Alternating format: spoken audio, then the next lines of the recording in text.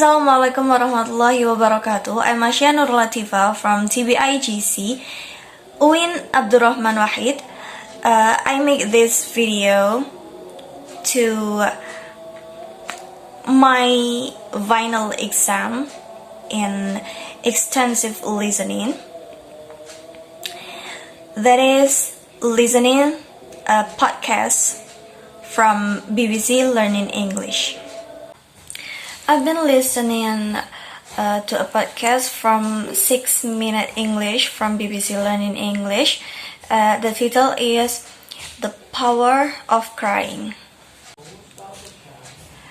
I chose to listen to this program because apart from developing my listening skill, I'm also curious about the power of crying because I'm one of those people who cry easily. This podcast invites us to explore the reasons why we cry and look at some of the difference between men and women and between crying in public and in private.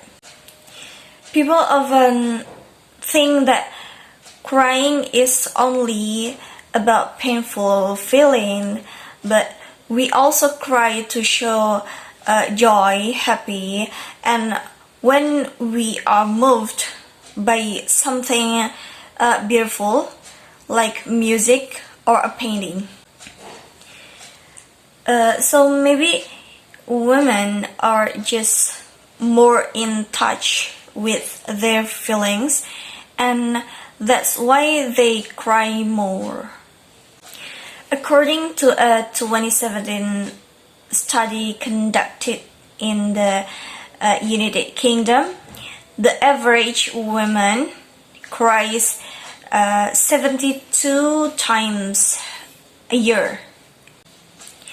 And according to Joanna Cross, people who cry a lot at work risk not being taken seriously, not being treated as the attention or respect they deserve.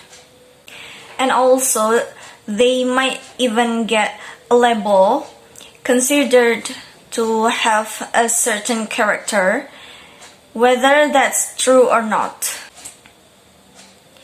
And according to others, a common reason for crying at work seems to be a build-up of hatred and feeling of anger when someone thinks that he has been treated unfairly or is forced to accept something he doesn't like.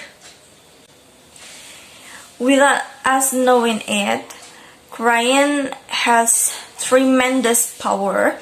Crying is a healthy way to express emotion. This can help overcome resentment feeling of anger that you have been treated unfairly.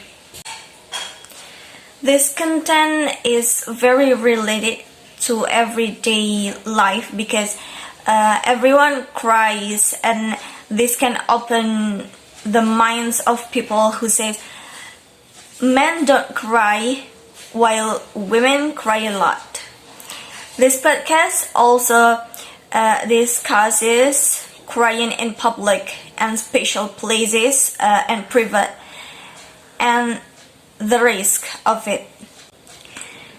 This really helps my extensive listening skills. With it, I can learn more about pronunciation, especially in British, and understand the meaning of conversation through its context without knowing the meaning of a word by word.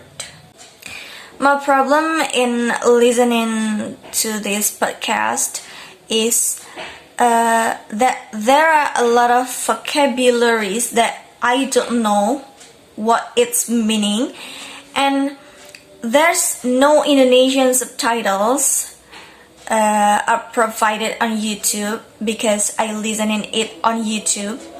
Therefore, I'm looking for the meaning of those vocabularies, independently on Google Translate.